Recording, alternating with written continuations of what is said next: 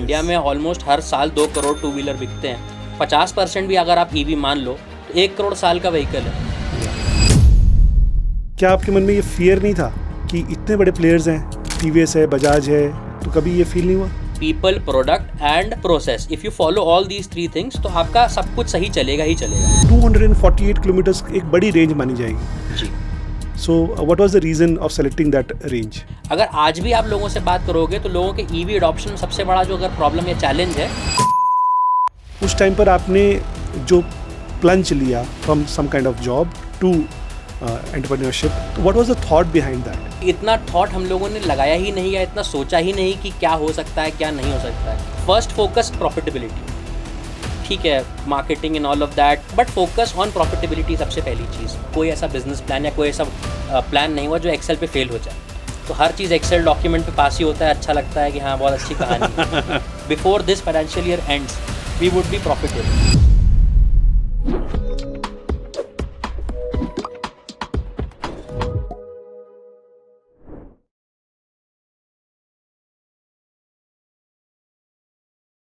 Hello everyone, welcome to another episode of The Vision Grid. And today I am in Bangalore. It's an amazing day here. And today we have another jewel of our EV industry.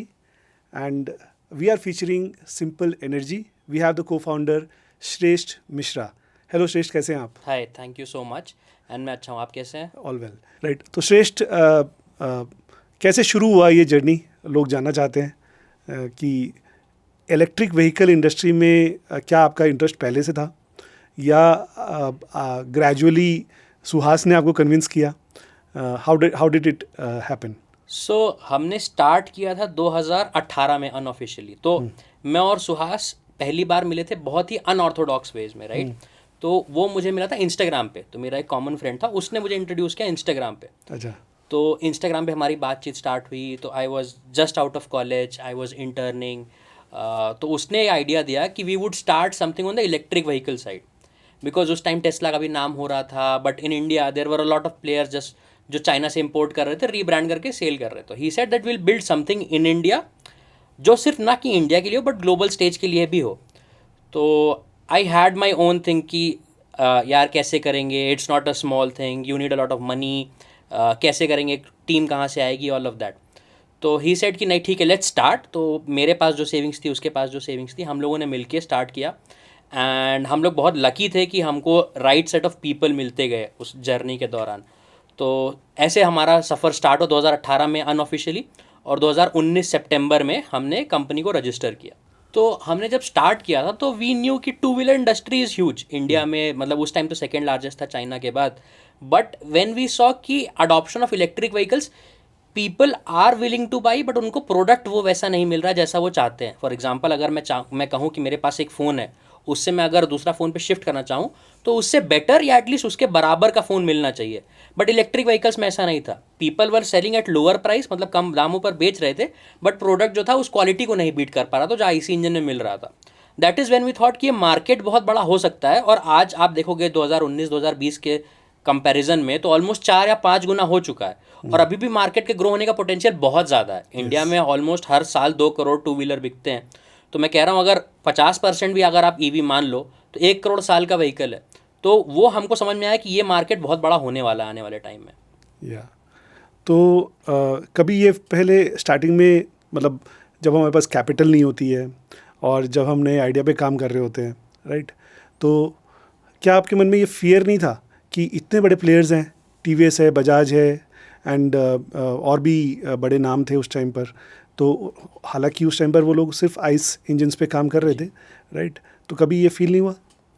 उस time पे नहीं, आप कह सकते हो foolishness कह सकते हो या जवानी का जोश कह सकते हो। हम लोग कॉलेज से निकले थे, 22 साल के थे।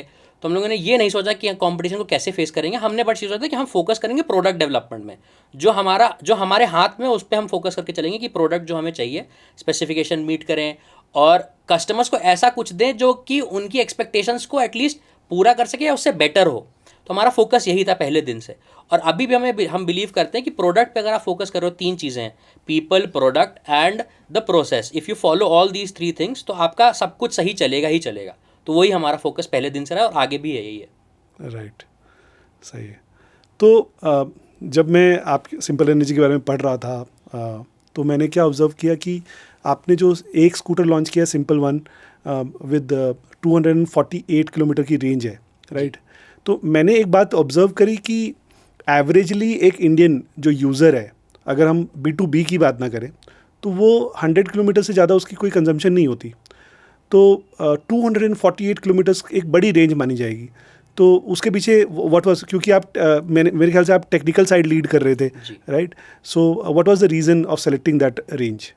जैसा कि मैंने कहा कि हमारा गोल यही था पहले दिन से कि मैं आइस इंजन से कुछ इक्विवेलेंट या बेटर दे सकूं।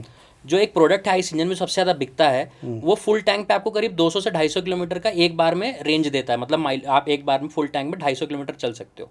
तो हमारा फोकस था कि उसी पे फोकस किया जाए, उसी पेन पॉइंट पे।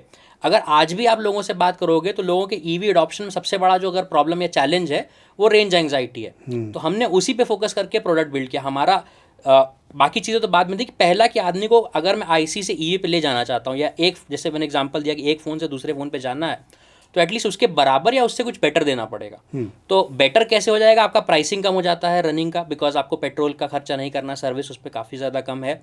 दूसरा था कि आपको वो रेंज मिले कि अगर आप बैंगलोर जैसे शहर में, अगर आप एयरपोर्ट से मान लीजिए इलेक्ट्रॉनिक सिटी जाना चाह रहे हो, अगर एक साइड का कम्यूट पकड़े तो 30 किलोमीटर, 30 से 35 किलोमीटर का है। तो अगर आपको 70-80 किलोमीटर या 100 किलोमीटर की रेंज मिल रही है, ट्रैफिक और बाकी चीज़ें अगर कंसीडर करो, तो आप श्योर नहीं हो कि आप वापस आ पाओगे एक चार्ज में कि नहीं। तो हमने उसको कंसीडर किया। प्लस अगर आप बात करते हो लेट से आप डेली ऑफिस कम्यूट की भी, तो अगर एक आदमी 15 किलोमीटर अगर ऑफिस जाता आता है, तो भी उसको एटलीस्ट एक हफ्ते तक चार्ज करने की ज़रूरत नहीं है। एक बार आपने चार्ज की तो एक हफ्ते तक आप विदाउट चार्जिंग आप लगातार ऑफिस जा आ सकते हो। तो हमने ये प्रॉब्लम्स पे फोकस करके रेंज के बारे में बात करना स्टार्ट किया। तो श्रेष्ठ, जब आप ये स्टार्टअप बिल्ड कर रहे थे, आप और सुहास एंड जो आपके पार्टनर्स हैं, ये था। हाँ, तो ऑब्वियसली डे टू डे एक हसल हम लोग फेस करते हैं, राइट। एंड मैंने जब ये पॉडकास्ट शुरू किया था तो उसका एक रीज़न था। रीज़न क्या था कि मैं 2017-18 में अपने प्रधानमंत्री श्री नरेंद्र मोदी जी को सुन रहा था, और उनका एक विज़न उन्होंने सेटअप किया कि हमें इलेक्ट्रिक व्हीकल की तरफ मूव करना है, राइट। तो विज़न सेट करती है गवर्नमेंट, पॉलिसीज़ गाइडलाइंस बना सकती है, लेकिन डे टू डे जो काम हैं, डे टू डे जो हसल्स हैं, वो को फाउंडर्स मिलके कर रहे हैं। जो एक बदलाव की बात जो हम करते हैं, ट्रांजिशन की जो बात कर रहे हैं, वो ये सारे फाउंडर्स हम सब मिलके वो उस पर काम कर रहे हैं, राइट।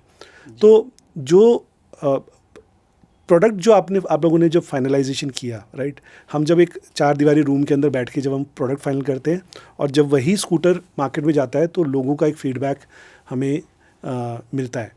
तो फर्स्ट मुझे ये समझना है कि आप जनरली फीडबैक का आप प्रोसेस क्या अपनाते हो? तो हमारा फीडबैक का प्रोसेस प्रोडक्ट डेवलपमेंट से पहले चालू होता है। फॉर एग्जांपल जब हमने सिंपल वन स्टार्ट किया था डेवलपमेंट, हमने जब कॉन्सेप्ट बनाया था कि क्या हमें प्रोडक्ट स्पेसिफिकेशन फाइनल करना है, तो जितने हमारे दोस्त थे, because we were just out of college, तो हमने अपने कॉलेज मेट से, उनसे, उनके पेरेंट्स से, जितने लोगों से मैक्सिमम मिल सकते थे, बिकॉज उस टाइम पे you do not have the luxury कि आप किसी को हायर कर सको जो आपके लिए रिसर्च कर सके, राइट। तो हमारा सेट ऑफ ऑडियंस छोटा ही था, बट जितने हमारे जानने वाले थे सबसे हमने रीच आउट किया और समझा कि आपका पेन पॉइंट क्या क्या है। तो हमें 3 चीज़ें समझ में आई। एक था रेंज एंग्जाइटी, दूसरा था आपका रिलायबिलिटी, तीसरा था कि चार्जिंग स्टेशन अवेलेबल नहीं है। तो ये 3 मेजर प्रॉब्लम थे। तो हमने इसी को फोकस करके हमने प्रोडक्ट बिल्ड करना चालू किया, जिसको आज हम सिंपल वन के रूप में देखते हैं, जिसमें आपको रेंज मिलती है, 8 साल की वारंटी मिलती है जिसको आप ले सकते हो।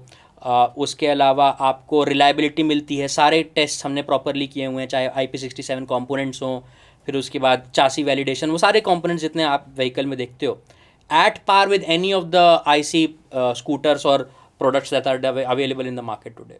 सिंपल एनर्जी में सबसे बड़ा रोड ब्लॉक आपको इनिशियल डेज में क्या लगा कि what were the biggest road blocks? तो अगर हम सिंपल की जर्नी की बात करें तो हमें सबसे पहला हमारा जो I think solution, I would से जो स्टार्ट करता हूँ मैं, सोल्यूशन क्या था कि हमें टीम मिल गई थी। तो जब हमने 2018 में स्टार्ट किया तो we were very lucky to get our founding members, जिन्होंने हमारे साथ ऑलमोस्ट 1.5 साल तक काम किया। सब कॉलेज से निकले थे, सबके ऊपर एजुकेशन लोन्स थे, घर से दूर रह रहे थे, बैंगलोर से शहर में जहाँ उनके खर्चे थे, एंड 18 महीने तक we were not able to pay any salary to them. So they supported us, जिसकी वजह से आज हम यहाँ पहुँच पाए। तो वो हमारा सबसे बड़ा, आई वुड से अचीवमेंट था आई वुड से, कि हमें वो टीम मिली और जिसकी वजह से हम यहाँ तक पहुँच पाए। उसके अलावा जब हम धीरे धीरे जब आप स्केल करते हो तो जैसे एक गेम होता है कि फर्स्ट लेवल पे आपकी डिफिकल्टी अलग होती है, सेकंड लेवल पे अलग होता है, थर्ड लेवल पे अलग होता है। तो जैसे जैसे आप स्केल करते जाते हो अलग अलग चैलेंजेस आते जाते हैं। सबसे पहला था कि कैपिटल, सबसे पहला कैपिटल था, क्योंकि आपको हार्डवेयर में आपको प्रोडक्ट बनाना है। इट इज़ नॉट कि सॉफ्टवेयर जहाँ पे आप हो सकता है एक मिनिमम वायबल प्रोडक्ट बना कर रेवेन्यू चालू कर सकते हो। यहाँ पे आपको बनाने के साथ साथ टेस्ट करना है, वैलिडेट करना है, उसके बाद आपको प्रोडक्ट को मेक श्योर करना है कि सारे स्टैंडर्ड्स को मीट कर रहा है, जो सबसे बड़ा चैलेंज होता है। और उसी में हमें लगता है first round we raise around 6.97 crore, उस टाइम का $1 मिलियन के थोड़ा कम था। तो उसके बाद धीरे धीरे हम आगे बढ़ते गए, प्लांट सेटअप किया, उसमें चैलेंजेस आते हैं, आपको पता है, आपने तो किया ही है ऑफकोर्स। Yes. तो प्लांट सेटअप करने में चैलेंजेस आते हैं, टीम बिल्ड करनी होती है आपको, राइट सेट ऑफ इन्वेस्टर्स को आपको रीच आउट करना पड़ता है जो आपके विजन से अलाइन हो। अब वो सारी चीज़ें होने के बाद आपको सेल्स और सर्विस में जाना है, तो आपको राइट सेट ऑफ पार्टनर्स, क्योंकि वो आपको रिप्रेजेंट करेंगे ग्राउंड पे आपके कस्टमर्स के सामने, राइट। तो वो भी हमारा चल रहा है and we are very lucky, हमको अच्छे डीलर पार्टनर्स मिले हैं जिन्होंने, जो हमारी विजन को समझते हैं, जो हमारे प्रोडक्ट को समझते हैं, और वो सेम तरीके से उस कस्टमर्स को कन्वे कर पाते हैं, जो बहुत इंपॉर्टेंट है। तो आई थिंक हर लेवल पे आपको अलग अलग सेट ऑफ चैलेंजेस फॉलो करते हैं और उनको आपको फेस करना है एंड सॉल्व करना है। जब भी कोई यंगस्टर्स जॉब से हट के जब बिजनेस की तरफ जाते हैं तो इट टेक्स अ लॉट, क्योंकि आपको श्योर नहीं है कि आपको कैपिटल आप रेज कर पाओगे, आपको श्योर नहीं है कि आप राइट प्रोडक्ट भी बना पाओगे। एंड उस टाइम पर आपने जो प्लंज लिया, आपने जो जंप लिया from some kind of job to entrepreneurship, right? तो what was the thought behind that? And I want to understand because there are a lot of people in my audience, they want to understand कि plunge लेते वक्त fear होता है and उसको overcome कैसे करना है. What was the thought process? ये हम समझना चाहते हैं. तो जैसा कि मैंने कहा कि हम लोग बहुत यंग थे, तो प्रोबेबली इतना थॉट हम लोगों ने लगाया ही नहीं या इतना सोचा ही नहीं कि क्या हो सकता है क्या नहीं हो सकता है। इट्स जस्ट कि हम लोग चाहते थे कुछ करना and we started whatever savings we had, pocket money से जो भी बचा के हम लोगों ने जो सेविंग कर रखी थी वो सारा लगा के हमने कंपनी स्टार्ट की। और जैसा आपने बिल्कुल सही कहा कि अगर आप एक जॉब कर रहे हो फॉर एग्जांपल, तो आपकी लाइबिलिटी बढ़ जाती है। And I would say we were lucky कि हम लोग जस्ट कॉलेज से निकले थे, हमारे पास इतना कोई लाइबिलिटी नहीं थी, जॉब कर भी नहीं रहे थे, इंटर्नशिप ही कर रहे थे या पढ़ रहे थे, सीख रहे थे कुछ। तो वो एक बेनिफिट था कि हमने वहाँ से स्टार्ट किया एंड बाकी चीज़ें फॉलो करती गई और लोग जुड़ते गए, चाहे वो इन्वेस्टर्स हों, टीममेट्स हो, सारी चीज़ें होती गई और आज हम यहाँ पे हैं। तो सबसे बड़ा आई थिंक जो इम्पॉर्टेंट चीज़ होती है, आपको बनाना क्या है, प्रोडक्ट क्या है आपका, और दूसरी चीज़ पीपल, प्रोसेस तो उसके बाद आप सेट करते हो। ये दो चीज़ें अगर आपने फिगर आउट कर ली तो I think you can go ahead, because team is very important. अकेले आप कुछ भी नहीं कर सकते हो। हमारे देश को चलाने के लिए सिर्फ प्रधानमंत्री नहीं, बाकी मंत्री भी लगते हैं, राइट? तो सिमिलरली आप जब टीम बनाते हो, अगर आपको राइट सेट ऑफ पीपल मिलते जाते हैं तो आई थिंक बाकी चीज़ें अपने आप आपको फॉलो करती हैं। नाइस। सो जब आप आज आप लोगों ने 2018 में आप लोगों ने स्टार्ट किया, अनऑफिशियली आपने बोला, एंड जब आपने शुरू किया था टुडेज 2025 में आप बैठे हैं, तो ऑब्वियसली कई चीज़ें हमें ऐसी लगती हैं कि यार क्या बेवकूफ़ी करी थी, एंड कई चीज़ें लगती हैं कि इसको तो अगर मैं किसी को बता दूं तो ये तो शॉर्टकट में बड़ा इजीली हो सकता है। कोड्स सबसे इम्पॉर्टेंट होता है when I talk about a startup. जब आप स्टार्ट कर रहे हो तो उसको आप ट्रेडिशनल बिजनेस की तरह ही ट्रीट करो, कि फर्स्ट फोकस किसी भी बिजनेस को होना चाहिए प्रॉफिटेबिलिटी।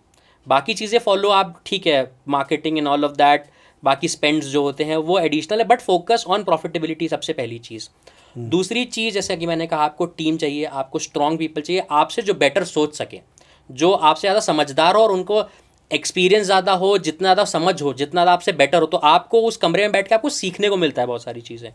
अब जैसे फॉर एग्जांपल हमारी टीम में पीपल स्टार्टिंग फ्रॉम ऑलमोस्ट 20 साल की एज से लेके जिनका एक्सपीरियंस ऑलमोस्ट 25, 27, 28 साल का, जितनी हमारी एज है ऑलमोस्ट, तो बहुत सारी चीज़ें सीखने मिलती हैं। एक यंगस्टर का perspective with combined with someone जिसका एक्सपीरियंस ऑलमोस्ट 29-30 साल का है, उनका पर्सपेक्टिव, तो उस चीज़ से आपको बहुत ज़्यादा सीखने मिलता है। और then you can start building what you want to build. हो सकता है आपने जो प्रोडक्ट सोचा हो उसमें भी कई सारे मॉडिफिकेशंस ला सकते हैं, जो आपका एक्सपीरियंस, जो जिसके पास एक्सपीरियंस है, प्लस आपको अगर एक यंगर ऑडियंस को टारगेट करना है तो एक आप यंगस्टर से आप पर्सपेक्टिव लेके उसको इनकॉर्पोरेट कर सकते हो। तो आई थिंक ये सारी चीज़ें आप जब लेके फॉलो करोगे, कोई भी बिजनेस बना रहे हो, इनफैक्ट नॉट जस्ट बिजनेस, आप किसी भी चीज़ में अगर आप ये सारी चीज़ें फॉलो करोगे तो I think you will get success. या तो जब हम बिजनेस कोई भी करते हैं श्रेष्ठ, तो हमारे पास गलतियां करने की एक अपॉर्चुनिटी होनी चाहिए, मतलब it should be an open window होना चाहिए कि हम गलतियां अगर करें तो दैट्स फाइन। और जब हम कुछ कैपिटल अगर रेज कर पाते हैं तो थोड़ा क्वेश्चन हमें और मिल जाता है, राइट। तो मैं आपसे समझना चाहता हूँ कि 2-3 गलतियाँ या एटलीस्ट 1 या 2 गलती मेरी ऑडियंस जानना चाहती है कि ये गलती हमने करी और आपको विजिबली पता है, और एटलीस्ट जो नए फाउंडर्स हैं जो इस ईवी में या दूसरी इंडस्ट्रीज में आना चाहते हैं वो ये गलती ना करें, प्रैक्टिकली समझना चाहते हैं। नहीं नहीं, बिल्कुल बिल्कुल, मैं कहूँगा कि सबसे पहली जो गलती, या आप ये कह सकते हो हमारे लिए बेनिफिट भी था, कि हमने इस इंडस्ट्री को अंडर एस्टिमेट किया था। तो हमने पहला जो सोचा था कि हमारा कुछ 50 से 60 करोड़ में we will go into production. तो आज हमने $50 मिलियन रेस किया, अब हमें समझ आता है कि नहीं, 100 करोड़ या 50 करोड़ में आप प्रोडक्शन नहीं जाने वाले। जो हमारे प्लान्स थे, डिज़ाइन, डेवलपमेंट, सब कुछ फ्रॉम स्क्रैच, तो वो एक अंडर एस्टिमेट किया था। वो हमारे लिए एक तरीके से फ़ायदे की भी बात रही, क्योंकि हमने उसी को सोच के स्टार्ट किया था, तो हमें लगा कि ये हो जाएगा, राइट।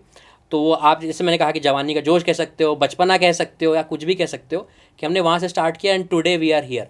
और जैसे कि मैं कहा कि आप अगर आप यंगस्टर्स की बात करो तो उनको फोकस करना चाहिए कि आप सही लोगों के साथ बैठो, आप इन डेप्थ रिसर्च करो। उस टाइम पे तो इतना अवेलेबिलिटी ऑफ इन्फॉर्मेशन नहीं था, आज एआई आ गया जिससे आप डिटेल इन्फॉर्मेशन ले सकते हो किसी भी प्रोडक्ट या कुछ भी आप स्टार्ट करना चाहो उसके बारे में। उसके बाद डिटेल रिसर्च करने के बाद you reach out to people, उनसे उनका पर्सपेक्टिव लो, उनका मत समझो कि कहना क्या चाहते हैं, वो प्रोडक्ट एक्चुअली मार्केट फिट है भी या नहीं। क्योंकि हो सकता है कई बार जो चीज़ें मेरे लिए सोल्यूशन काम कर रही हो वो किसी और के लिए नहीं काम कर रहा है, तो वो बहुत इंपॉर्टेंट होता है। यस, रेलेवेंस आज बहुत इम्पॉर्टेंट है and it's a very important word for me. जो स्ट्रैटेजी मैंने लेड एसिड बैटरी में लगाई थी वो लिथियम में नहीं चलती है। जो स्ट्रैटेजी 2013 में लगा रहा था वो 2019 में नहीं चली। जो 2019 में लगाई थी वो आज 2024 में नहीं चलती। एंड अब पहले जो बिज़नेस का साइकिल था, पीक से वापस पीक पर जाना फिर नीचे आना, वो साइकिल पहले मान लीजिए 8 से 10 साल था, वो अब शॉर्ट होके 5 साल या 3 साल हो गया है। तो डोंट यू थिंक कि 2019-20 में जो आप लोगों ने काम शुरू किया और 2025 में हम ऑलरेडी हैं, राइट, तो प्रोडक्ट वाइज आज की मार्केट में जो फिट है, डू यू थिंक दैट कि आपको कुछ फास्ट अपग्रेड करना है चीज़ों में, या आप ये महसूस करते हैं, हो सकता है प्रैक्टिकली जब हम काम करते हैं, कि नहीं ये जो प्रोडक्ट हमने बनाया था ये इसके ऊपर बहुत फास्ट हमें कुछ नए चेंजेस करने की ज़रूरत है, तो उसके तरफ आप कुछ शेयर करें। तो जो हमने प्रोडक्ट स्टार्ट किया था, जैसे कि मैंने बताया 2018 में हमने अनऑफिशियली स्टार्ट किया था सोचना उसके बारे में। 2019 में जब हमने समझ लिया कि क्या हमें बनाना है, तो उस टाइम पे जब हमने बात की 200+ किलोमीटर ऑफ रेंज की, तो सब लोग मजाक उड़ाते थे कि इतना तो ज़रूरत ही नहीं है। मतलब 70-80 kilometre is good enough. Online जो डेटा अवेलेबल था, रिसर्च थी कि 30 किलोमीटर 2 व्हीलर का कम्यूट होता है, तो 60 kilometre range is good enough. तो हम जब उस टाइम 200 किलोमीटर बना रहे थे, कई लोगों ने कहा कि ये तो म्यूजियम प्रोडक्ट है, इसको कौन ही खरीदेगा।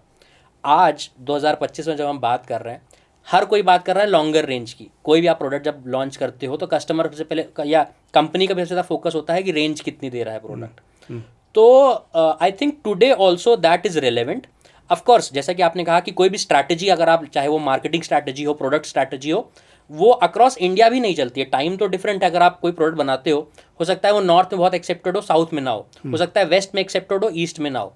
तो वो एक चैलेंज रहता है। उसी को टैकल करने के लिए आप एज अ कंपनी, हम जो सिंपल एनर्जी कर रहे हैं कि हम नए प्रोडक्ट्स भी डेवलप कर रहे हैं इन पैरेलल। तो in the next 12 months you will see multiple more products coming out.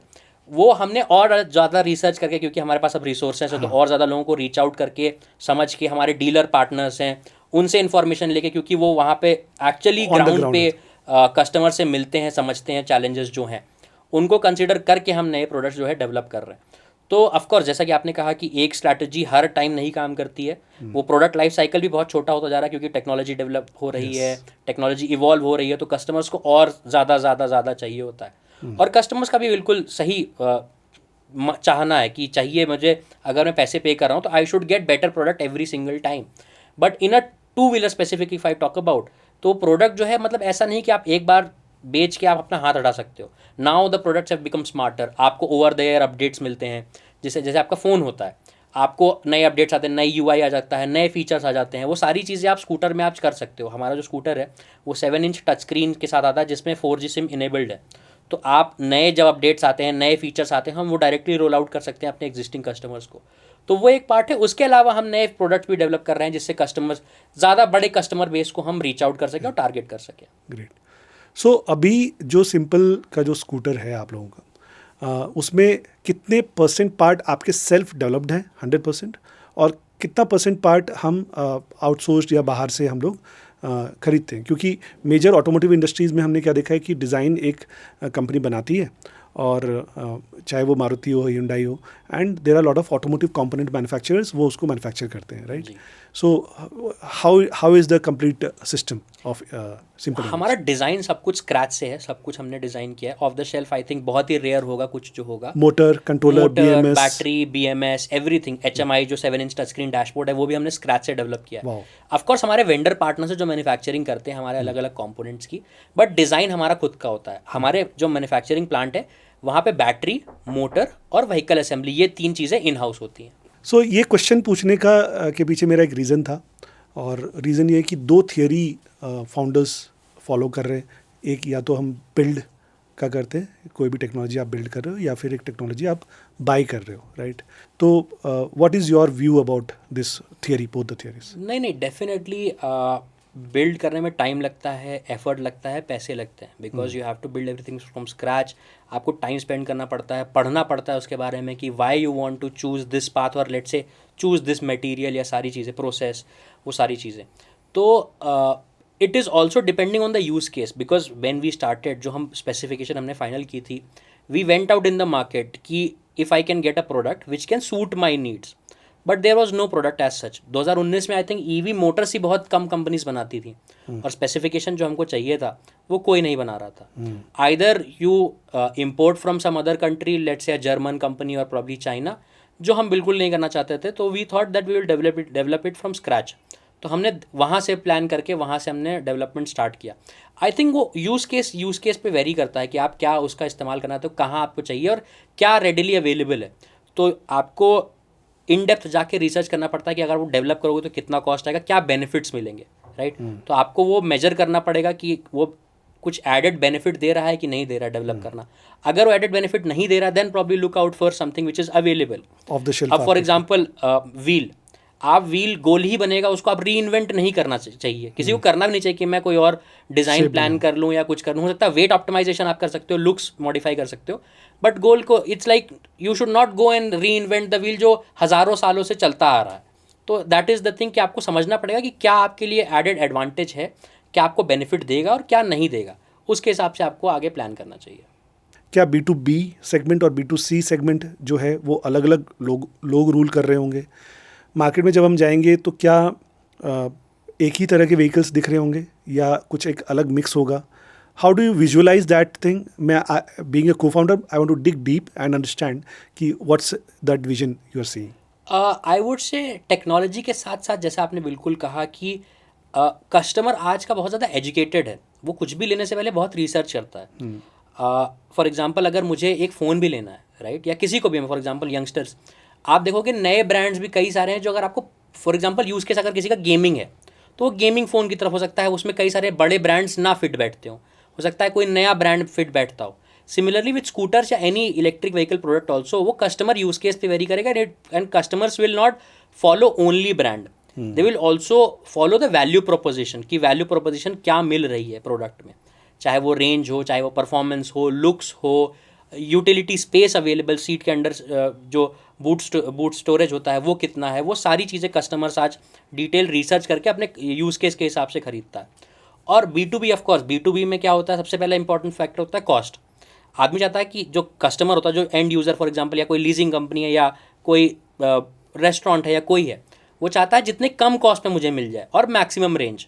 तो उनको परफॉर्मेंस नहीं चाहिए होता, उनको चाहिए होता है utility plus range plus lower cost. तो वो केस टू केस वेरी करेगा कि कस्टमर को चाहिए क्या, कौन हमारा एंड टारगेट है, तो उस हिसाब से I think product would be segregated. Indian market इतना बड़ा है टुडे, अगर हम IC इंजन की भी बात करें तो ऑलमोस्ट 8 से 10 ब्रांड्स हैं जो almost good amount of vehicles बेचते हैं एंड प्रॉफिटेबल हैं। तो I think IC engine will also be like that only कि दे सीरियस प्लेयर्स जो कस्टमर्स की प्रॉब्लम को समझ रहे हैं, उसके साथ साथ सर्विस भी प्रोवाइड कर रहे हैं. इट्स नॉट कि प्रोडक्ट बेच दिया फिर आपने हाथ हटा लिया. Till the end of the day जब तक वो आदमी उस गाड़ी को स्क्रैप नहीं करता, तब तक अगर आप उसको सर्विस नहीं दे रहे हो, then you will not be able to sustain in the market as well going forward. हाँ, automotive is driven by service, Yes, after sales that is a service oriented business. And आज जो middle class है, upper middle class है या lower middle class है, that उनके पास में अगर कोई एक व्हीकल है तो वो उसके कमाई का ज़रिया है कहीं ना कहीं, और दूसरी जगह पे वो उस ज़रिए तक जाता है. सपोज़ कोई ऑफिस जा रहा है और उसका अगर व्हीकल ब्रेक डाउन होता है तो he can not afford that, क्योंकि उसकी डे टू डे की सारी रूटीन्स एक ऑफिस जाने में आने में काफ़ी सारी चीज़ें डिपेंडेंट रहती हैं. वो कॉस्ट लग जाता है उसको. अगर वो पेट्रोल का पैसा बचा रहा है अगर ईवी से, अगर वो व्हीकल ब्रेक डाउन हो गया तो वो उतना कॉस्ट उसको मे बी बस, ऑटो या कैब किसी चीज़ में खर्चा हो जाएगा, तो he would not be satisfied. तो इस पे जस्ट एक चीज़ और मैं ऐड करना चाहूँगा. हम सिंपल एनर्जी में क्या कोशिश करते हैं कि हमारा टर्न अराउंड टाइम ऑलमोस्ट 24 घंटे से कम हो. Until unless there is very serious accidental case या ऐसा कुछ हो, हम सर्विस सेंटर पे हमारा स्पेसिफिक गाइडलाइंस है कि 24 घंटे से के अंदर आपको व्हीकल वापस भी करना है. सर्विस के लिए या कुछ भी अगर इशू आता है तो 24 घंटे के अंदर हमारा ऑलमोस्ट, अगर अभी बात करूं तो ऑलमोस्ट 92% हमारा व्हीकल्स जो हैं वो 24 घंटे के अंदर वापस कस्टमर्स को मिल जाते हैं, सर्विस या बाकी चीज़ों के लिए भी. ग्रेट. जब हम कोई भी चीज़ हम एक क्लोज्ड रूम में हम बिल्ड कर रहे होते हैं, एंड तब हम जाते हैं और उसके बाद बिल्ड करने के बाद हम एक प्लांट लगाते हैं, मैन्युफैक्चरिंग की तरफ जाते हैं. दोनों चीज़ों में दिन और रात का अंतर है. जब आप पेपर्स पे, लैपटॉप्स पे आप बिल्ड कर रहे हो, यू आर ड्राइंग आइडियाज़ पे आप बातें कर रहे हो, AC रूम्स में बैठे हो, और वहीं आप एक मैन्युफैक्चरिंग फैसिलिटी में जाते हो, आपको क्वालिटी कंट्रोल के प्रोसेसेस लिखने हैं बैठ बैठ के, या आपकी टीम लिखती है, और आप ट्रांसफार्मर लगवा रहे हो, राइट, लिफ्ट्स मैनेज कर रहे हो, लिफ्ट लगवा रहे हो, सारा डिजी सेट आप फाइनल कर रहे हो कि कौन सा लगेगा. तो फ्लोर्स मैनेज कर रहे हो कि फ्लोर पे ड्राइंग की क्या चीज़ कैसी होगी. तो दोनों बिल्कुल डिफरेंट गेम है. तो ये जब आप लोगों ने किया तो किस तरह की डिफ़िकल्टी आई, या अगेन क्योंकि आप लकी थे, आप लोगों को रिसोर्सेज या आपके टीम मेंबर्स मिल जाते थे, तो वो स्टोरी या वो जर्नी मैं जानना चाहता हूँ. डेफिनेटली. और जैसा कि हम इंटरनली भी डिस्कस करते हैं, कोई ऐसा बिजनेस प्लान या कोई ऐसा प्लान नहीं हुआ जो एक्सेल पे फेल हो जाए. तो हर चीज़ एक्सेल डॉक्यूमेंट पे पास ही होता है, अच्छा लगता है कि हाँ बहुत अच्छी कहानी है. बट जब आप रियल में जाते हो तो आपको रियल लाइफ चैलेंजेस आने लगते हैं. फॉर एग्जांपल आप कुछ सेटअप कर रहे हो, कंस्ट्रक्शन कर रहे हो, तो उसमें कुछ चैलेंजेस आएंगे. प्लान कर रहे हो, government approvals, in fact government has been very supportive, I would say. State government, central government, सारे गवर्नमेंट्स बहुत सपोर्टिव हो गए हैं अब आजकल. तो वो प्रमोट करते हैं आप बिज़नेस सेटअप करो, जितना आपको हेल्प चाहिए. हमारी factory Tamil Nadu government has been very supportive. Karnataka government ने भी बहुत सपोर्ट किया है. एंड सेंट्रल गवर्नमेंट से जो हमें फॉर एग्जांपल होमोलोगेशन सर्टिफिकेशन, वो सारी चीज़ें, वो भी बहुत अच्छा सपोर्ट मिलता है. तो वो एक पार्ट है. उसके अलावा जो आपके लाइफ के चैलेंजेस है, फॉर एग्जांपल आपने फ्लोर बनाया. अब फ्लोर में अगर मान लीजिए थोड़ा सा डिविएशन आ गया तो आपको वाटर लीकेज का, वाटर स्टॉपेज का प्रॉब्लम होगा. वो सारी चीज़ें प्रॉब्लम आती रहती हैं. तो एज आई सेड कि आपको लोग चाहिए जो आपको गाइड कर सकें, हेल्प कर सकें. और हो सकता है कई सारी चीज़ों में एक्सपीरियंस बहुत इंपॉर्टेंट होता है. वहाँ आपको एक्सपीरियंस लोगों की ज़रूरत होती है जो आपको हेल्प आउट कर सकें कि हाँ क्या गलत हो सकता है. वो आपको बहुत इंपॉर्टेंट है, आपको पता हो कि क्या गलत हो सकता है. अगर जब हमने बनाना चालू किया था प्रोडक्ट भी, तो हमने सब कुछ प्लान किया, हाँ ऐसा बनाएंगे, वैसा बनाएंगे, ये बनाएंगे, वो बनाएंगे. वी डिड नॉट कंसिडर कि क्या ख़राब हो सकता है. We were very optimistic. But then people came in and they told कि यार ऐसा कर सकते हैं, ये प्रॉब्लम आ सकती है, आज नहीं तो हो सकता है 1.5 साल बाद, 2 साल बाद. तो वो सारी चीज़ें हमने कंसिडर करके वो डिज़ाइन में भी इनकॉर्पोरेट की, चाहे वो प्रोडक्ट हो, मैन्युफैक्चरिंग फैसिलिटी हो, प्रोसेस हो.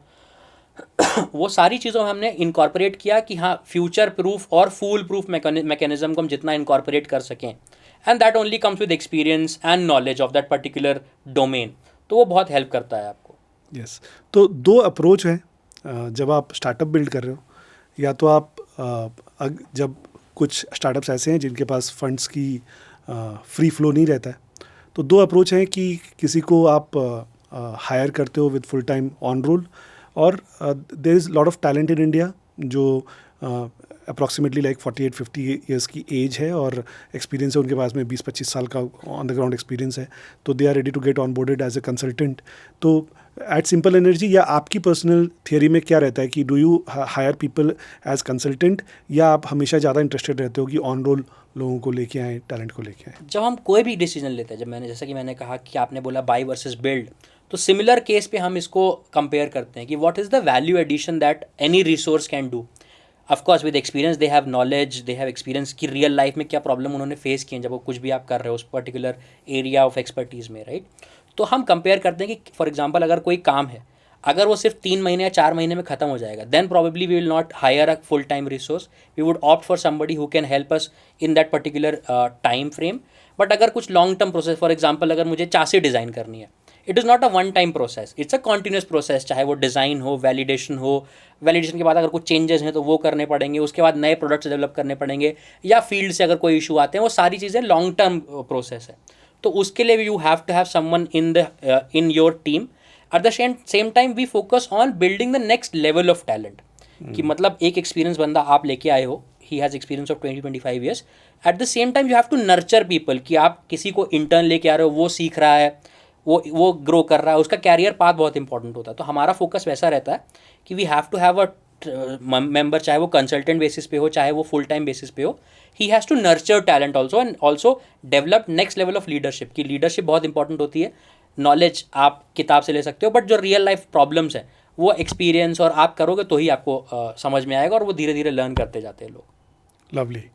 हाँ, तो that kind of approach is needed, क्योंकि अगर नया टैलेंट नहीं आएगा या नई लीडरशिप बिल्ड नहीं होगी तो बिजनेस नेक्स्ट लेवल पे नहीं जा सकता. एक टाइम के बाद आपकी कंपनी स्टैग्नेंट हो जाएगी, क्योंकि जो एक्सपीरियंस लोग हैं वो भी एक टाइम के बाद रिटायर होंगे, राइट. तो आपको चाहिए कि नेक्स्ट लेवल ऑफ पीपल हों जो आपके बिजनेस को और आगे ले जा सकें और आपके प्रोसेसेस को और इम्प्रूव कर सकें आने वाले समय के साथ. या मेक सेंस. श्रेष्ठ, कुछ पॉलिसीज़ के बारे में डिस्कस करते हैं. जैसे आपने बोला कि Tamil Nadu government has been supportive. I would like to ask specifically कि पॉलिसी वाइज या गवर्नमेंट से डायरेक्ट बेनिफिट वाइज अगर कुछ बेनिफिट मिला है जो दूसरे स्टार्टअप्स को भी मिल सकता है, तो उसके बारे में कुछ शेयर करें प्लीज़. अगर मैं मैन्युफैक्चरिंग की साइड की बात करूं, कर्नाटका गवर्नमेंट की मैन्युफैक्चरिंग पॉलिसी है, मैन्युफैक्चरिंग सेटअप के लिए पॉलिसी है, सब्सिडीज़ देते हैं. तमिलनाडु गवर्नमेंट की है जो आपको सब्सिडीज़ देते हैं. सेंट्रल गवर्नमेंट आपको एडिशनल सब्सिडीज़ देती है जो आपको डायरेक्ट बेनिफिट मिलता है. उसके अलावा सिंगल विंडो क्लियरेंस है, गवर्नमेंट की तरफ से आपको काफ़ी ज़्यादा सपोर्ट मिलता है. जो हमने एक्सपीरियंस किया है, चाहे वो कोई भी स्टेट गवर्नमेंट हो चाहे सेंट्रल गवर्नमेंट हो, तो आपको बहुत ज़्यादा सपोर्ट करते हैं. They reach out to you कि आपको अगर कोई प्रॉब्लम हो रही है, आपको फॉर एग्जांपल अगर प्लांट सेटअप करना है, आपको लैंड चाहिए, तो वो आपको रीच आउट करेंगे, हेल्प करेंगे फिगर आउट करने में. क्लियरेंसेस जितने चाहिए होते हैं, इन्वायरमेंटल हो गया, कंसेंट टू अप्रूवल हो गया, वो सारी चीज़ें वो हर हेल्प करते हैं आपको. आई थिंक वो सारी चीज़ें, इनफैक्ट अब तो इतना मॉडर्न टाइम है, you can just Google and get to know. तो हमारे टाइम पे तो इतना अवेलेबिलिटी ऑफ इंफॉर्मेशन नहीं था, but today the government is very supportive. Government has given very much incentives, monetary as well as other benefits. चाहे वो आपको जीएसटी में रिबेट हो, चाहे वो आपको इलेक्ट्रिसिटी बिल पे रिबेट हो, वो सारी चीज़ें गवर्नमेंट देती है. That helps a lot. In fact today startups, अगर आप देखोगे ease of doing your business में, India as a country has evolve because state governments and central governments have worked together, कि साथ साथ मिलके काम किया उन्होंने, और आज हम यहाँ ग्रो कर पाए हैं. इनफैक्ट आने वाले टाइम में I think it will even get smoother. So जो लोग आज स्टार्ट कर रहे हैं उनके लिए और बेटर होगा अपॉर्चुनिटीज़ आने वाले टाइम में. जी, तो कहीं ये जो बेनिफिट है वो सिंपल एनर्जी का जो ब्रांड नेम है उसकी वजह से मिला है, या जो छोटे स्टार्टअप्स आज शुरू करना चाहते हैं जिसकी कोई आइडेंटिटी आज फिक्स नहीं है, उनको भी ये बेनिफिट मिल सकते हैं? आई थिंक वो इररिस्पेक्टिव, आप चाहे जितने बड़े ब्रांड हो चाहे जितने छोटे ब्रांड हो, अगर आप क्राइटेरिया क्वालिफाई कर रहे हो जो गवर्नमेंट जो उस पॉलिसी के आगे अकॉर्डिंग है, तो आई थिंक आपको कोई ब्रांड होने की ज़रूरत नहीं है या आपके पास बिलियंस ऑफ डॉलर होने की ज़रूरत नहीं है. आप अगर उस क्राइटेरिया को क्वालिफाई कर रहे हो, then I think government is always available to support you, चाहे वो स्टेट गवर्नमेंट चाहे वो सेंट्रल गवर्नमेंट हो. ओके. सो जब हम ईवी स्पेसिफिक पॉलिसीज़ के बारे में बात करते हैं, तो क्या पास्ट में आप लोगों ने कोई चैलेंजेस फेस किए compliances wise? Compliances wise I would say no. Government ने हाँ नॉर्म्स चेंज किए हैं and that is for the betterment of the industry. For example हम बात करें तो बैटरी सर्टिफिकेशन जो जिसकी वजह से हमारा डिले भी हुआ था, वो नए नॉर्म्स आए, गवर्नमेंट ने चेंज किए. एंड आई अंडरस्टैंड कि वो सेफ्टी रेगुलेशन कस्टमर के लिए सबसे इंपॉर्टेंट होना चाहिए. इनफैक्ट वी ऑल्सो बिलीव कि सेफ्टी सबसे इंपॉर्टेंट होता है कस्टमर के लिए. दूसरा होता है यूटिलिटी, कि अगर मैं एक्स अमाउंट ऑफ मनी खर्च कर रहा हूँ एक प्रोडक्ट पे, तो ऐसा नहीं होना चाहिए कि गाड़ी में आग लग रही है या कोई ऐसी सीरियस प्रॉब्लम हो रही है। दूसरी चीज़ कि गाड़ी चलते चलते रुकनी नहीं चाहिए, कि मैं अगर जा रहा हूँ कहीं, मुझे इमरजेंसी है, तो इट शुड नॉट स्टॉप कि मैं फंस गया कहीं पे। तो ये दो चीज़ों पे फोकस करना चाहिए। Government also focused and change the norms accordingly. उसकी वजह से हो सकता है डिले हुए, हमको सर्टिफिकेशन के वो सारी चीज़ें हुई, एंड वी अंडरस्टैंड। तो वो गवर्नमेंट की तरफ से भी आई थिंक एक अच्छा स्टेप था, एंड उसके वजह से डिले हुए, प्रॉब्लम्स हुई, बट ठीक है। I think this is part of the business कि आपको चैलेंजेस आएंगे और आपको उसको फेस करना है एंड सॉल्व करते हुए आगे बढ़ते जाना है। So for the audience perspective से मैं आप लोगों को बता दूं कि AIS 156 is the standard that is implemented for batteries, जो कि एक किसी भी बैटरी मैन्युफैक्चरर को या व्हीकल मैन्युफैक्चरर को फॉलो करना है। And these standards are equivalent to any other international standards. ये एक मतलब बहुत ज़बरदस्त चीज़ मुझे लगती है, क्योंकि सेफ्टी वाइज या परफॉर्मेंस वाइज अगर जब आपके स्टैंडर्ड्स मैच्ड हैं इंटरनेशनल स्टैंडर्ड से, तो यू कैन से दैट कि आप जो बैटरी बना रहे हो या जो भी आप प्रोडक्ट बना रहे हो, यू गेट अ बेंचमार्क कि इससे नीचे कुछ नहीं करना है, और वहाँ से शुरुआत होती है। जी जी बिल्कुल, आपने जैसा कहा कि अकॉर्डिंग टू गवर्नमेंट नॉर्म्स जो है वो ग्लोबल स्टैंडर्ड्स के हैं। तो आपको भी लगता है कि we are building a product which is on the global standard. Yeah. ऐसा नहीं है कि हाँ सिर्फ लोकल मार्केट के लिए है, कि इंडिया में ही ऐसा हो सकता है या इंडियन मार्केट के लिए जुगाड़ करके चला रहे हैं, नहीं। It is meeting the global standards जो एनी ऑफ द कंपनीज, चाहे वो टेस्ला हो, वो 4 व्हीलर में फॉलो कर रहे होंगे, हम 2 व्हीलर में कर रहे हैं, बट 4 व्हीलर की भी जो कंपनीज हैं इंडिया में, वो सेम स्टैंडर्ड फॉलो कर रहे हैं।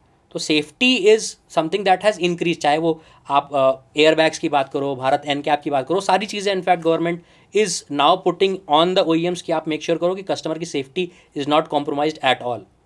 या श्रेष्ठ, लास्ट ईयर अप्रॉक्सीमेटली आप लोगों ने 3000 प्लस व्हीकल्स रोल आउट किए हैं। जी एंड इस साल जो मैं रीड कर रहा था, आपके जो टारगेट्स हैं वो 55,000 60,000 व्हीकल्स आप लोग मार्केट में रोल आउट करना चाहते हो, राइट? सो एक बहुत बड़ा जंप है, राइट? एंड पेपर्स पे करने वर्सेस मार्केट में रियल में जब डिलीवर होता है तो it takes a lot of effort. तो आप लोगों ने क्या स्पेसिफिक स्ट्रैटेजी आप लोगों ने डिसाइड करी है, या आपको क्या लगता है कि क्या चैलेंजेस आपको आ सकते हैं? लास्ट ईयर की बात करें, क्योंकि हमारे डीलरशिप्स बहुत लिमिटेड एरिया में थे, साउथ में ही कुछ सिटीज़ में थे, and that is why the numbers were lower. But हमने अभी ऑलमोस्ट 80 से 90 डीलरशिप्स ऑल साइन कर ली हैं, जो डॉक्यूमेंटेशन चल रहा है, या I would say some of them are constructed, getting constructed. तो जैसे जैसे डीलरशिप्स बढ़ेंगी, हाँ almost I think that would only give us a good number, जो हमारा साल का टारगेट है। अगर टॉक अबाउट जो हमारा ऑलमोस्ट एवरेज है, करीब 50 से 55 व्हीकल्स पर स्टोर का एवरेज है, तो अगर मैं 70 की बात करूँ तो 3500 गाड़ी तो महीने का यही हो जाता है। तो 12 से करूँ तो 36,000 40,000 गाड़ियाँ यही हो जाती है लमसम। तो we are also expanding rapidly, और हमने मेक श्योर किया कि जहाँ भी हमारा एक सेल्स पॉइंट हो, वहाँ सर्विस होना बहुत इंपॉर्टेंट है। कि जैसा कि हम लोगों ने डिस्कस किया कि ऑटोमोटिव इंडस्ट्री होल फंक्शंस की आफ्टर सेल सपोर्ट कैसा है, तो हमने मेक श्योर किया कि जहाँ भी हम सेल कर रहे हो वहाँ पे एक सर्विस अवेलेबल हो, चाहे वो बड़ा स्टोर हो चाहे छोटा स्टोर हो, वहाँ पे हमारा सर्विस सेंटर अवेलेबल होना बहुत इंपॉर्टेंट है। तो जैसे जैसे हम एक्सपैंड करते जा रहे हैं, आई think that will help us increase the numbers. तो ये हमारा टारगेट है, ये हमारी स्ट्रैटेजी है जिस पे हम फोकस कर रहे हैं कि डीलरशिप एक्सपैंड करें, reach out to maximum number of cities and people so that the numbers increase. तो जब आपने ये टारगेट्स लिए हैं, तो ऑब्वियसली एक न्यूज़ जो हम कंटिन्यूसली सुन रहे हैं, रेयर अर्थ मैग्नेट की जो सप्लाई डेफिसिट के बारे में हम डिस्कशन कर रहे हैं, जिसकी dependencies completely on China right now, तो उसको आप लोगों ने कंसिडर किया है? और अगर how are you going to handle that? नहीं, डेफिनेटली ये प्रॉब्लम अप्रैल से आ रही है, तो हमने स्टॉक बिल्ड करके रखा हुआ था। आई थिंक अप्रैल में जून जुलाई ऑलमोस्ट हमारे पास स्टॉक अवेलेबल है। हमने जितने डॉक्यूमेंटेशन या प्रोसेसेस इन्वॉल्व थे लाइसेंसिंग के लिए, हमने वो सारे कर लिए। We have sent it out also, and one shipment is getting shipped, I think is what we understand. It's gonna take some time. हमारा मटेरियल रेडी था, हमने पेमेंट करके रखा हुआ था, बट बिकॉज ऑफ दिस वो स्टक था। तो हमारा पेमेंट क्या हुआ है, और ये सारी चीज़ें हैं जो आप अनफोर्सीन सर्कमस्टेंसेज जो आप कंट्रोल नहीं कर सकते हो, because it is dependent on some other country. And rare earth magnet is one of the things जो इंडिया में मैन्युफैक्चर कोई नहीं करता है। One is lithium ion cell, semiconductor and rare earth magnet. ये 3 चीज़ें जो हम अभी भी इम्पोर्ट करते हैं किसी अलग कंट्री से, चाहे वो चाइना हो या चाहे अलग कंट्रीज़ हो। तो ये एक चैलेंज है, but I think whole industry is facing this challenge, and the government is also very much supportive कि वो चाइनीज़ गवर्नमेंट से एक्टिवली डिस्कस कर रहे हैं जो भी चैलेंजेस है, जो भी प्रॉब्लम्स हैं, और जो भी I think this is because of the US China tax, हाँ टैक्स इशू जो भी उनका जो ट्रेड वॉर जिसको कह सकते हैं आप, वो हुआ था. But I think the government of India is focusing very much to solve this, and I think it will get resolve in the coming time.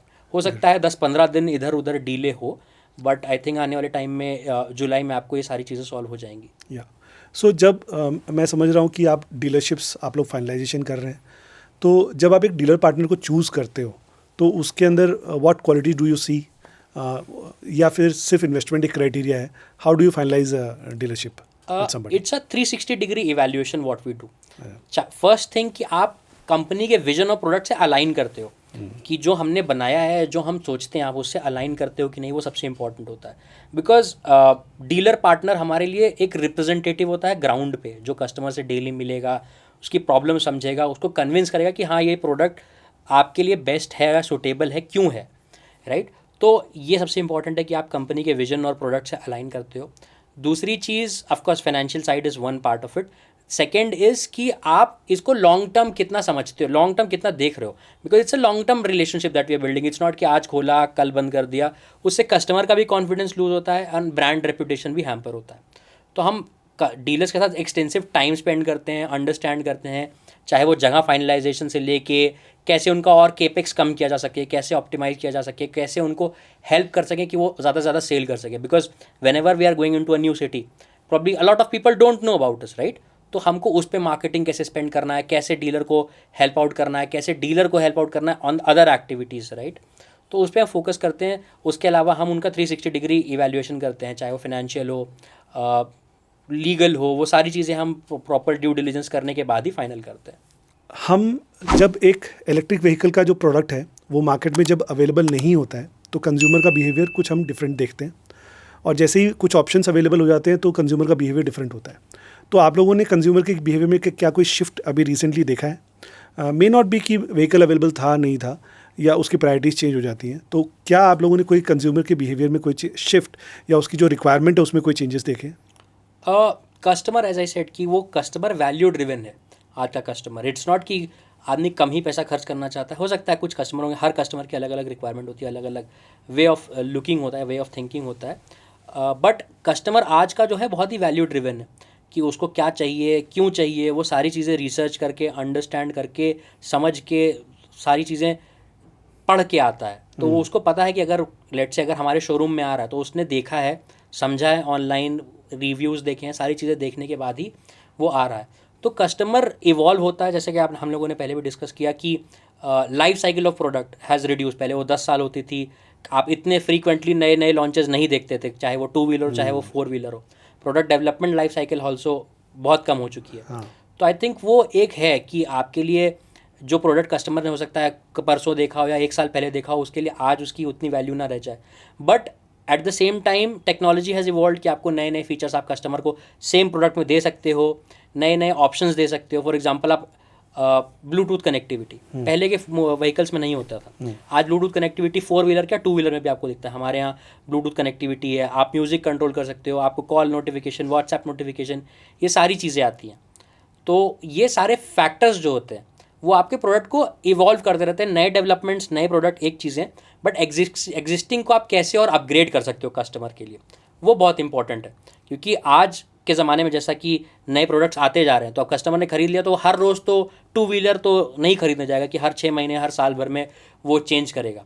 तो आप उसको नए फीचर्स जो एग्जिस्टिंग प्रोडक्ट पे दे सकते हो, वो कितना आप दे सकते हो, कितना लंबा सपोर्ट कर सकते हो, वो बहुत इंपॉर्टेंट हो गया आज के टाइम में. सो म्यूज़िक के बारे में जब आपने बात करी तो म्यूज़िक एक ऐसा फीचर है जब पहले 2 व्हीलर्स में था नहीं कुछ नहीं, right.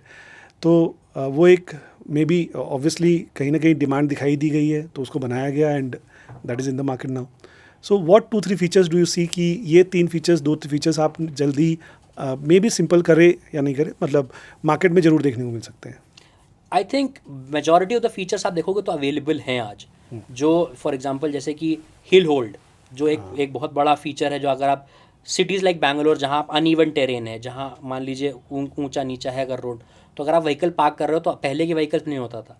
Specially with disc brake you have to have that kind of feature कि जिसमें आप हेल्प आउट कर सको कि व्हीकल अगर मान लीजिए स्लोप पे है, या आप नंदी हिल्स जहाँ पे अगर आप बैंगलोर में जा रहे हो तो वहाँ पे ट्रैफिक होता है वीकेंड्स पे यूजुअली, तो you can put in that feature और व्हीकल वहाँ पे रुक जाए without disbalancing and all of that.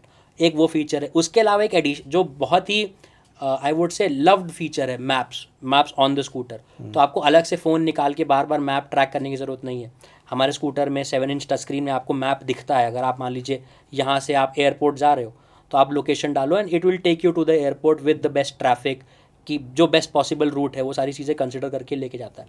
I think ऐसे फीचर्स हैं। उसके अलावा और एडिशनल फीचर्स आते जाएंगे जैसे जैसे मार्केट इवॉल्व होगा।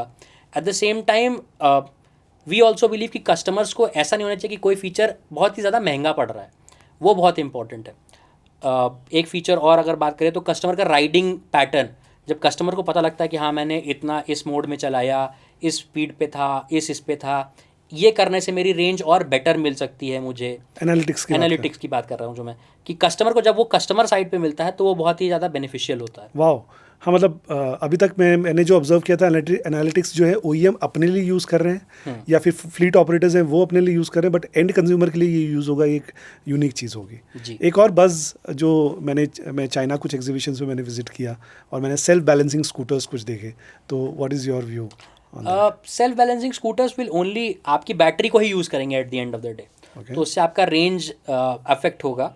वो एक चैलेंज है, बट आई डोंट थिंक कि इंडिया में इतना, क्योंकि ट्रेडिशनल इंडस्ट्री इतनी बेटर हो चुकी है कि लोगों को आदत पड़ चुकी है। जो मैं 2 करोड़ लोगों की बात कर रहा हूँ जो साल में 2 व्हीलर खरीदते हैं, उनको बैलेंसिंग एक चैलेंज नहीं दिखता है। तो उनके लिए क्या है कि व्हीकल परफॉर्मेंस, रिलायबिलिटी, रेंज, वो सारी चीज़ें, फीचर्स, ये सारी चीज़ों पर ज़्यादा फोकस करते हैं। तो I think self balancing is one thing, but I don't think कि उसका बहुत ज़्यादा डिमांड इंडिया में एज ऑफ नाउ है। बट लेट्स सी कि मार्केट कैसे इवॉल्व होता है, क्योंकि customer needs keep on evolving. तो लेट्स सी कैसे वो वर्कआउट करता है इन द कमिंग टाइम। जी, अगर हम बैटरी टेक्नोलॉजी की बात करें तो आप 2030 तक या 2031 तक आप क्या चेंजेस देख रहे हैं? एज़ पर माई अंडरस्टैंडिंग अभी तक आप एनएमसी टेक्नोलॉजी यूज़ कर रहे हैं, केमिस्ट्री यूज़ कर रहे हैं फॉर योर बैटरीज, तो क्या इसमें आप कोई चेंजेस देख रहे हैं नियर फ्यूचर में? बीइंग ए को फाउंडर, बैटरीज किस तरह से इवॉल्व हो रही हैं, कॉस्ट कहाँ पर जा रहा है, और डेली नए प्रपोजल्स आते होंगे टीम से कि सर ये नई टेक आ रही है, तो व्हाट्स हैपनिंग देयर? कोई भी नई टेक्नोलॉजी अगर आती है तो उसको कॉमर्शियली वाइबल होने में और वैलिडेट होने में टाइम लगता है। अगर मैं लिथियम आयन टेक्नोलॉजी की बात करूं, 1990 से अवेलेबल है, but still we are now at a stage कि जहां वी कैन से कि हाँ it is now evolved and stable है टेक्नोलॉजी। तो वो बहुत इंपॉर्टेंट है। उसके अलावा सोडियम आयन है, सॉलिड स्टेट है, टेक्नोलॉजी पे जिंक जेल है, कई सारी बैटरीज पे काम हो रहा है, बट वो कॉमर्शियली वाइबल होंगी कि नहीं होंगी, यूज़ केस के लिए अवेलेबल होंगी कि नहीं होंगी, प्लस टेस्टिंग वैलिडेशन कब तक होगा उनका, वो बहुत इंपॉर्टेंट है। Plus raw material availability, production process, ये सारी चीज़ें आपको देखनी पड़ती हैं जब आप किसी कॉमर्शियल स्टेज पे उसको लेके जा रहे हो। अगर आप फ़ोन बात करो, फ़ोन कब से 1990 से अभी भी sodium ion, lithium ion batteries ही यूज़ हो रही हैं। लिथियम पॉलीमर, वो टेक्नोलॉजी डिफरेंट हो चुकी है, बट लिथियम आयन पे ही है, लिथियम पॉलीमर हो गया, पाउच सेल हो गया, वो सारी चीज़ें। बट ऑफकोर्स नई टेक्नोलॉजी डेवलप हो रही है, sodium ion, quick charge batteries, solid state batteries, वो सारी चीज़ों पे काम चल रहा है।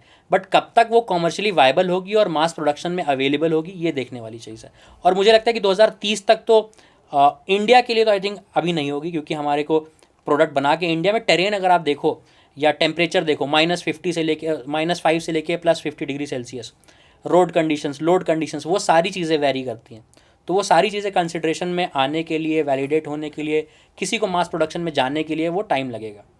सबसे नियरेस्ट डिस्कशन कौन सी केमिस्ट्री के बारे में बात हो रही है, या सबसे नियरेस्ट बैटरी टेक के बारे में क्या बातें हो रही है? आई थिंक सॉलिड स्टेट पे है, टोयोटा ने आई थिंक डेवलपमेंट किया है कुछ वहाँ पर, बट लेट्स सी कि कितना टाइम लगेगा। वैसे तो सोडियम आयन पे भी किसी ने कुछ बना के टेस्ट कर रहे हैं, बट कब तक वो इंडिया में अवेलेबल होता है और इकोनॉमिकली वाइबल होता है, कि अगर मैं एक 2 व्हीलर बेच रहा हूँ, अगर मान लीजिए 1.5 लाख रुपए, 1 लाख रुपए का स्कूटर है, तो ऐसी में टेक्नोलॉजी उसमें नहीं डाल सकता कि जो वो उसका प्राइस 3, 3.5, 4 लाख तक ले जाए। हो सकता है वो यूरोप में बिक जाए 3.5, 4 लाख रुपए में, बट इंडिया में नहीं बिकेगा। और आपको एक इंटरेस्टिंग फैक्ट बताता हूँ, जो हमारा प्रोडक्ट है, जो स्पेसिफिकेशन हम इंडिया में बेच रहे हैं, लेट्स से 1.4 लाख पे, वो यूरोप में ऑलमोस्ट आपको 6.5 से 7 लाख रुपए कॉस्ट पे मिल रहा है। तो that is the kind of technology that we are building in India at Simple Energy, की जो कस्टमर्स को हम इंडिया में दे रहे हैं, वो यूरोप में ऑलमोस्ट उनको 4.5-5 लाख रुपए पे करने पे मिलेगा। वाह। सो इसके साथ ही एक सवाल ये बनता है कि what is your preparation for exports, and क्या आपके सेल्स के प्लान्स में या मार्केट एक्सपेंशन के प्लान्स में फॉरेन बिजनेस भी है? Currently our focus in Indian market is Indian market, क्योंकि इंडियन मार्केट बहुत बड़ा है। जैसे कि मैंने कहा 2 crore two wheelers per year बिकते हैं, तो हमारा फोकस टू व्हीलर्स इंडिया पे मार्केट पे है। ऑफकोर्स एक टाइम पे हम डेफिनेटली ग्लोबल मार्केट्स भी देखेंगे, but we have not decided yet. Current focus is to be in India, to make sure कि इंडियन पीपल को वी गिव दैट टेक्नोलॉजी जो, जैसे मैंने कहा कि यूरोप और यूएस और बाकी सारे मार्केट में जहाँ लोग 4.5 लाख रुपए पे कर रहे हैं, वो हम उनको ऑलमोस्ट 1/3 1/4 कॉस्ट में इंडिया में प्रोवाइड कर रहे हैं। तो हमारे इंडियन कस्टमर्स सबसे पहली प्रायोरिटी है, then will look at global stage as well. So जब हम बैटरी की बात कर रहे हैं तो पहले कुछ सब्सिडीज़ इंडियन गवर्नमेंट की थी फेम टू, सब फिर उसके बाद में अभी सब्सिडीज़ चेंज हुई जिसकी सब्सिडीज़ कम हो गई, which has affected your pricing also, that was clearly visible, right? तो उसकी वजह से क्या चैलेंज आया आपको? तो अगर सब्सिडीज़ की बात करें, पहले आई थिंक एक टाइम पे पीक सब्सिडी वो 60,000 रुपये, जो ऑलमोस्ट आज के टाइम में 5,000 रुपये हो गई है। हाँ. और in the coming time I think वो जीरो भी हो जाएगी, because businesses are not and should not be built on subsidy की। गवर्नमेंट ही आपको सपोर्ट करती रहे, आप उसी के भरोसे बिजनेस चलाओ। आपको इनोवेशन लाना पड़ेगा, आपको टेक्नोलॉजी पे फोकस करना पड़ेगा, आपको इनोवेटिव सोल्यूशंस लेके आना पड़ेंगे जो कस्टमर को भी benefit they, eight the same time आपको बिजनेस को भी बेनिफिट दे, वायबिलिटी होनी चाहिए। वायबिलिटी होनी चाहिए। तो हमारा फोकस उसी पे रहा है। हमने इंजीनियरिंग साइड पे काफ़ी सारा डेवलपमेंट किया है, और cost for us to build a pro scooter, if I compare, पहला स्कूटर जो हमने बनाया था ऑलमोस्ट 2 से 2.25 लाख रुपए का था, 2.5 लाख रुपए ऑलमोस्ट था, उसको हमने काफ़ी ज़्यादा कम करके लाए हैं। और in the I would say before this financial year ends we would be profitable. तो हमने वहाँ से लेके आज हम जो बात कर रहे हैं, cost to company for building one product versus technology development, sourcing strategy, manufacturing process, वो सारी चीज़ें ऑप्टिमाइज़ करके इस ईयर एंड से पहले I can tell you that we would be looking at a break even. Shreshth, हम बहुत सारी कंपनीज़ की डिस्कशंस हम ऑनलाइन देखते हैं, न्यूज़ डेली हम देखते हैं। There are startups that have started and they have closed, and we are seeing that if we talk about Ola right now, so we have heard that numbers are coming down, and we are seeing some numbers have come down also, right? Share के prices में public ने जो enthusiasm पहले दिखाया था versus जिस price पे launch हुआ था उससे आज लगभग 40-50% तक डाउन है। तो what challenge do you see that can hit you hard, और maybe that you are seeing it as a bigger challenge? For us the most important factor has been की प्रोडक्ट, प्रोसेस एंड पीपल। ये हमारा 3 focus हमने पहले से रखा है। वो पीपल साइड अगर मैं बात करूँ तो चाहे वो हमारी टीम हो, चाहे वो लोग हों जो मैन्युफैक्चर कर रहे हैं स्कूटर को, चाहे मैन्युफैक्चरिंग प्रोसेस में जो इन्वॉल्व हो, चाहे वो हमारे एंड यूज़र कस्टमर हो, तो ये 3 चीज़ हमारी हमेशा फोकस रही है और रहेगी। तो उस पर हम फोकस करते हुए ऑफकोर्स चैलेंजेस आएंगे। आई थिंक जैसे हमने मैग्नेट की बात की, वो एक चैलेंज था जो हमारे कंट्रोल में था, ना किसी को पता था, राइट? वो अचानक से आ गया और it has been affecting the complete industry, EV industry की, just not EV industry, electronics manufacturing हो गया, ड्रोन हो गया, वो सारी इंडस्ट्री को आई थिंक अफेक्ट कर रहा है। तो you have to work around with the ways कि जिसमें आप टेक्नोलॉजी को फोकस करो और प्रॉब्लम्स को सॉल्व करो। टेक्नोलॉजी से प्रॉब्लम सॉल्व करना is one part, second is solving it through money. I can gate magnets from Europe also, but it would be costing almost 4x। तो मैं हो सकता है वो कॉस्ट जो मेरे को पड़ रहा है वो कस्टमर को पास ऑन करूँ, but customer will not be happy with it, right? तो हमारा फोकस है कि कैसे हम मैग्नेटलेस मोटर्स पे डिज़ाइन करें। फॉर एग्जांपल एक टेक्नोलॉजी जो हमारा ऑलरेडी डेवलपमेंट स्टेज में है, again testing validation has to be done. Plus challenges I would say हमारा जो सबसे बड़ा हमको चैलेंज दिखता है इज़ मेकिंग श्योर कि कस्टमर, जितने कस्टमर्स को हम बेच रहे हैं उनको हम सर्विस करें प्रॉपरली, और वो उसके लाइन में ही हम काम कर रहे हैं। आई वुड से जैसे कि मैंने कहा कि डीलरशिप्स के साथ साथ एक सर्विस सेंटर भी अवेलेबल रहेगा हमेशा, तो वो availability plus I think major challenge यही है कि हम कैसे स्केल अप करते हैं, वो इम्पॉर्टेंट है बस। जी जी। सो श्रेष्ठ, जनरली हम जब बिज़नेस करते हैं तो हम एक मार्केट की एक प्रॉब्लम सॉल्व कर रहे हैं, यूज़र की एक प्रॉब्लम सॉल्व कर रहे हैं, राइट? सो जब आपने एक स्कूटर बनाया तो आपने एक प्रॉब्लम सॉल्व करी, मे बी कम्यूटिंग की, कि एक यूज़र है वो घर से ऑफिस जाता है, ऑफिस से वापस घर आता है, मे बी अदर यूसेज के लिए भी यूसेज करता है, right? You are solving one problem. तो आपको और कौन सी प्रॉब्लम्स दिखाई देती हैं कि जो आप आज या नियर फ्यूचर में आप सॉल्व करेंगे in the same umbrella, simple energy के अम्ब्रेला? हम simple energy when we talk about, तो we are not just a electric vehicle manufacturing company, we consider ourselves as an energy company. We are trying to solve problems की, जैसे कि बहुत ही common problem अगर मैं बात करूँ, व्हीकल टू व्हीकल चार्जिंग, वो अभी अवेलेबल इंडिया में, I think now it has been launch by Tata, I am not sure, मतलब मैंने कहीं पढ़ा ही था, नॉट वेरी श्योर। ये एक चैलेंज है कि अगर आप चार्जिंग स्टेशन पे नहीं भी अवेलेबल हो, अगर दूसरा व्हीकल है, जैसे कि आप पेट्रोल निकाल के एक गाड़ी से दूसरे में ट्रांसफ़र कर देते थे, एक सोल्यूशन वो आप काम कर सकते हो। वायरलेस चार्जिंग, ऐसे कई सारी चीज़ें हैं जिस पे और आप काम कर सकते हो, जिससे आप कस्टमर्स के प्रॉब्लम्स को और ज़्यादा सॉल्व कर सकते हो, जो कस्टमर्स प्रॉब्लम आज नहीं फेस कर रहे हैं, once the adoption is probably high. Second is second life of batteries, right, nobody is talking about it, हर किसी को व्हीकल बेचना है, खरीदना है, वो that is one part. What happens after let's say 5, 7, 10 years, लोगों के एक मन में मिसकॉन्सेप्शन है कि 5 साल बाद बैटरी तो ज़ीरो हो जाती है, ऐसा नहीं होता है। अगर वो आपको आज 200 किलोमीटर की रेंज दे रही है, उस टाइम हो सकता है आपको 150 किलोमीटर की रेंज दे, बट ऐसा नहीं कि बैटरी खत्म हो जाएगी। आईसी इंजन में भी जो आपकी गाड़ी, नई गाड़ी का एवरेज होगा वर्सेस 5 साल 7 साल पुरानी गाड़ी का एवरेज होगा, वो उसमें ज़मीन आसमान का अंतर होता है। मतलब हो सकता है आज 22 दे रही हो अगर आपकी कार है, तो कल उस टाइम पे 12, 14, 15 दे रही हो। तो क्या होगा उस बैटरी पैक का उस टाइम पे? तो उस पर हमारा एक इंटरनल डिस्कशन चल रहा है कि कैसे हम उसको यूटिलाइज़ कर सकते हैं, क्या उसका और यूज़ केस हो सकता है। तो ये सारी चीज़ें हैं। And I think customer education is important, कि लोगों को लगता है कि ईवी खरीदा तो 5 साल बाद व्हीकल बैटरी की लाइफ तो ज़ीरो हो गई, अब मैं क्या करूँगा, क्या फिर से पैसा डालूंगा, ऐसा नहीं होता है। तो वो सारी चीज़ें आई थिंक डेवलपमेंट में हैं। तो ये सारे प्रॉब्लम्स हम सॉल्व करेंगे सिंपल एनर्जी की तरफ से, कि क्या क्या और चैलेंजेस आने वाले टाइम में आ सकते हैं। राइट। तो इसके साथ में मैं यूजुअली एक क्वेश्चन पूछता हूँ, मुझे बहुत इंटरेस्टिंग लगता है कि कौन सी ऐसी प्रॉब्लम्स हैं जो आप सॉल्व नहीं करना चाहते, बट आपको लगता है कि दूसरे फाउंडर्स के लिए, जो हमारे फ्रेंड्स हैं, उनके लिए बहुत अपॉर्चुनिटीज़ हैं, और वो बहुत ज़ोर ज़ोर से आपको दिखाई देती है, और आपको लगता है कि मैं तो इसमें नहीं करूँगा क्योंकि मेरे कोर एरिया से बाहर है, बट किसी फाउंडर को वो सॉल्व करनी चाहिए। एक जो मैं कहूँगा स्कोप है, आई वुड से दो में मुझे जो लगता है, एक होता है कि जैसे कि आपकी टेक्नोलॉजी शिफ्ट हो रही है आईसी से ईवी की तरफ, तो स्किल्ड टेक्नीशियंस की अवेलेबिलिटी नहीं है जो इन एंड आउट समझ सकें कि हाँ व्हीकल कैसे काम करता है। आईसी इंजन में आपको मैकेनिकल कंपोनेंट्स हो सकता है सिमिलर हों, बट जो इलेक्ट्रॉनिक्स और अदर कंपोनेंट्स हैं that is proprietary to any other company that is manufacturing, but some of the basic principles are very much same, जो आपको आई थिंक एक स्कोप है कि आप एक डेवलपमेंट कर सकते हो नए लोगों का जो स्किल्ड टेक्नीशियंस हो इलेक्ट्रिक व्हीकल इंडस्ट्री से related. Second is recycling of material, recycling of lithium ion cells, recycling of batteries, वो सारी चीज़ों का भी स्कोप बढ़ेगा जैसे जैसे। क्योंकि मेरा एक डिस्कशन हो रहा था, एक प्रोफेसर हैं IEEE के श्रीलंका में, तो वहाँ पे निसान लीफ गाड़ी तो उन्होंने बहुत सारी बिकी है, बट उनके पास कोई स्ट्रैटेजी नहीं है कि कैसे वो जो सेकेंड लाइफ बैटरीज हैं उनको कैसे रिसाइकल करें या कैसे उसको फिर से यूज़ करें, वो वहाँ पे एक चैलेंज है। तो वो sorry, I think Sri Lanka is a very small country in compare to size and people population, right.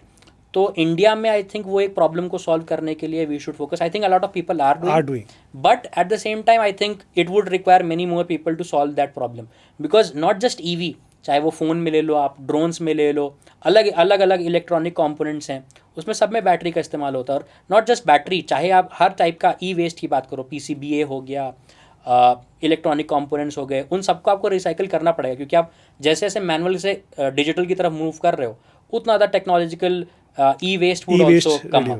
Yeah. So, what a great conversation we had today, Shresh. It was an amazing time with you, and I would say कि what an amazing exchange of energy, and your energy is contagious. मुझे एक goosebumps feel हो रहे हैं कि the way EV industry is moving and people like you are giving contributing to this, and I am sure कि electric vehicle industry अगर आज बन रही है तो it is just because of founders like you, Suhas, and your team members are doing. So thank you so much for taking out time for this, and I am sure that today audience is going to learn a lot from this and to understand about the electric vehicle industry, the transition that is happening in India right now. Thank you so much. Thank you.